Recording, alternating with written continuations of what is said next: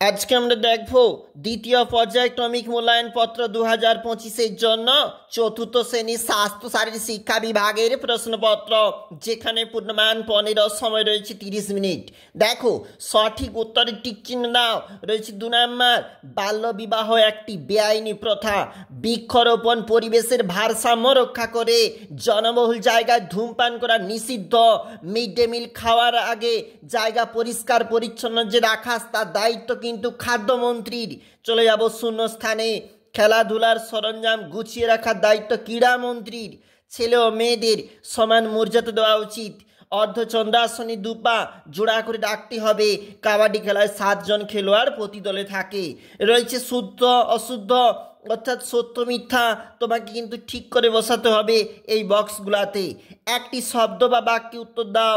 3 number রয়েছে, এটা রয়েছে পরবর্তী পেজ, যেখানে সংক্ষিপ্ত উত্তর দাও। রয়েছে 2 নাম্বার করে। শারীরিক মানসিক বিকাশ কলাকর্ম শিক্ষা থাকতে প্রশ্ন 15 মার্ক। নিচের প্রশ্নের উত্তর দাও। 6 নাম্বার রয়েছে, অবশ্যই দেখবে গুরুত্বপূর্ণ প্রশ্নগুলি। রয়েছে ছবিটি দেখে নিজে আঁকো। এই ছবি দেখে তুমি একটু আঁকবে, পারো যদি একটু রং দেবে খুব ভালো হবে। স্বাস্থ্য শারীরিক শিক্ষার চতুর্থ শ্রেণীর প্রশ্ন আমরা দেখছিলাম।